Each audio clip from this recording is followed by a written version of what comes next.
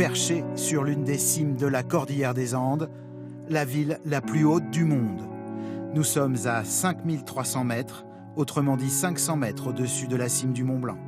Bienvenue à la Rinconada, au Pérou.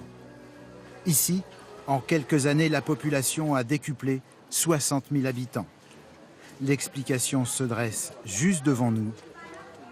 Un mineur recouvert d'or, une mine d'or.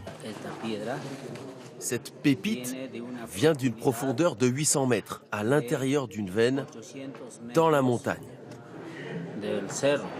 Après, on la remonte, c'est comme ça qu'on gagne notre vie.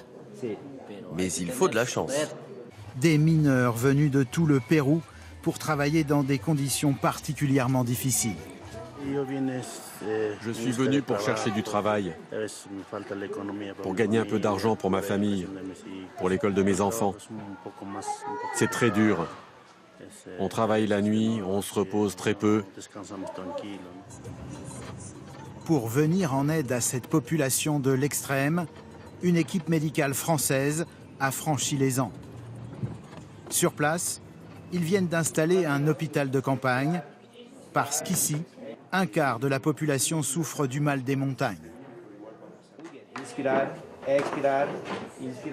Ici, on va faire l'hématocrite et la mesure de la pression artérielle, l'hémoglobine et tout. Après, on va faire la mesure de la vision. Un cœur et des poumons plus gros, du sang très épais. En plusieurs siècles, le physique des populations andines s'est adapté au manque d'oxygène.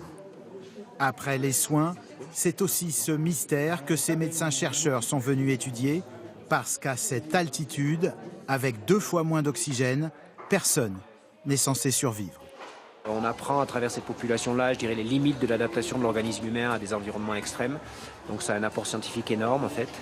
Et puis ça nous apprend aussi comment des personnes de plaine peuvent elles aussi s'adapter, au moins dans une certaine mesure, au manque d'oxygène lorsqu'elles montent en altitude. Et enfin, il y a des applications en santé médicale réellement, parce qu'on a un certain nombre de patients, de pathologies, de maladies dans nos hôpitaux qui se caractérisent aussi par un manque d'oxygène. Ces connaissances vont permettre de mieux soigner les maladies respiratoires et l'insuffisance cardiaque, mais aussi de préparer l'homme à s'adapter à la vie dans l'espace.